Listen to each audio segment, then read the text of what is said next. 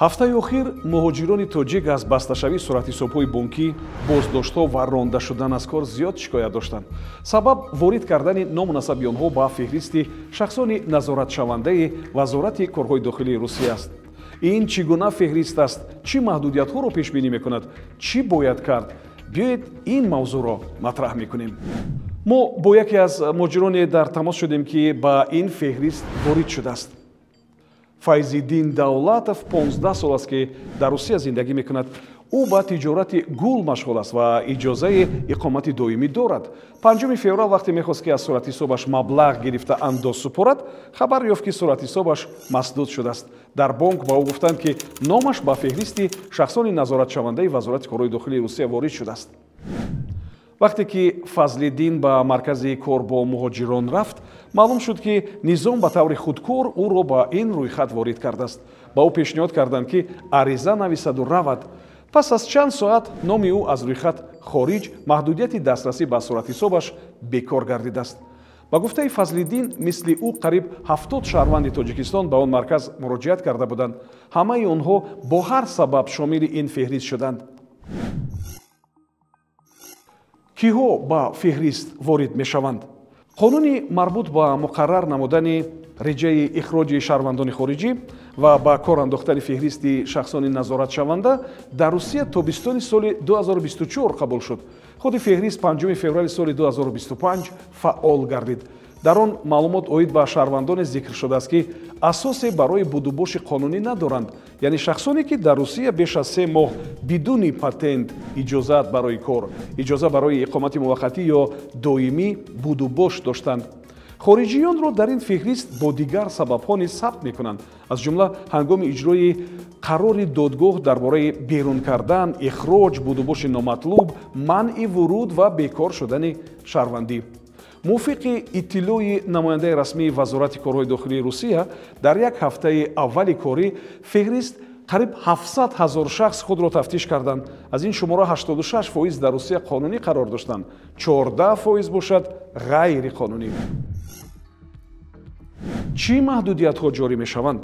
пас аз ба феҳрист ворид шудани ному насаби шаҳрвандони хориҷӣ, онҳо таҳти назорати пурраи Вазорати корҳои дохилии Русия қарор мегиранд. барои онҳо якчанд чиз мамнӯъ мешавад.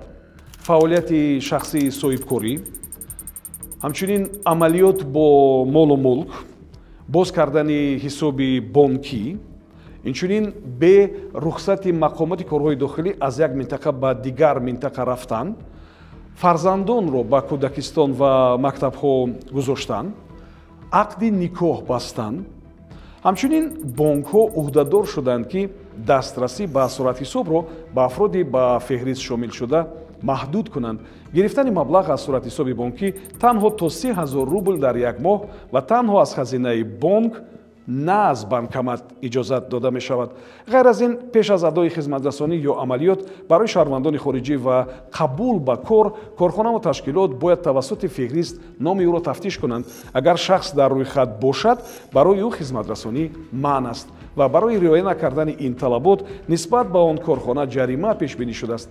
ҳаҷми ҷарима барои шахсони воқеӣ аз 2 то 5 000 рубл ва барои шахсони мансабдор аз 35 то 50 000 рубл мебошад. барои шахсони ҳуқуқӣ ҷазо метавонад то 500 000 рубл расад. чӣ бояд кард? Вазорати корҳои дохилии Русия хабар додааст, ки то 3 апрел ҳар як шаҳрванди хориҷӣ, ки қоидаи низоми будубошро вайрон кардааст, бояд барои танзими вазъи ҳуқуқии худ ба мақомот муроҷиат кунад. ба идораҳои минтақавии Вазорати корҳои дохилӣ ё ба филиали корхонаи воҳиди давлатии фаръии хадамоти шиноснома ва раводиди Вазорати корҳои дохилӣ ва ё ба маркази муҳоҷирати Сахарова. дар асоси фармони алоҳидаи президенти Русия нисбат ба чунин шахсон чораҳое чун ихроҷ, боздошт дар муассисаҳои махсус ва манъи вуруд истифода намешавад ва онҳое, ки вазъи ҳуқуқии худро қонунӣ гардониданд, аз феҳрист хориҷ карда мешаванд. хуб, коршиносе, ки бо мо ҳамсӯҳбат шуд, раванди ба танзим даровардани мавқеи ҳуқуқии муҳоҷиронро шарҳ дод. К сожалению, у нас сотрудники МВД не так онҳое ки то 5 феврал патенти иҷозаи кор ё ҳуҷҷати иқоматашон бекор шудааст наметавонанд буду бошашонро қонунӣ гардонанд. ҳамчунин онҳое ки аллакай додгоҳ вурудашонро манъ кардааст ё ихроҷ шудаа низ имкони қонунигардонӣ ҳуҷҷатҳояшонро надоранд. аммо агар шаҳрванди хориҷӣ масалан танҳо маблағи патентро сари вақт пардохт накардааст, муҳлати пардохтро гузаронидааст, нодуруст пардохт кардааст, ба патенти ӯ ҳанӯз маҷбуран бекор нашуда бошад, пас қонунигардонии ҳуҷҷатҳо ҳанӯз имкон дорад. ҳамчунин агар шахс сари вақт худро дар қайди муҳоҷират нагузошта бошад, патент нагирифта бошад, метавонад буду бошашро қонунӣ гардонад. хонум Саламова мегӯяд вазъро муносибати мақомот бо муҳоҷирон душвортар мегардонад, аммо бояд бо муҳоҷирон корбарӣ кард, то ин раванд тезтар гузарад. мутаассифона кормандони вазорати корҳои дохила он қадар ҳавасманд нестанд ки бо муҳоҷирон муошират конанд, зеро муҳоҷирон зиёданд, аммо нозирон дар шуъбаҳои вазорати корҳои дохила каманд.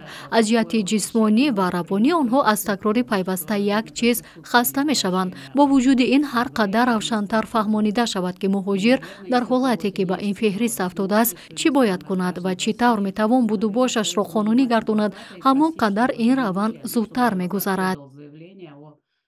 хуб, ворид шудани муҳоҷирон ба феҳристи шахсони назоратшаванда дар Русия як мушкили дигар барои муҳоҷирон аст.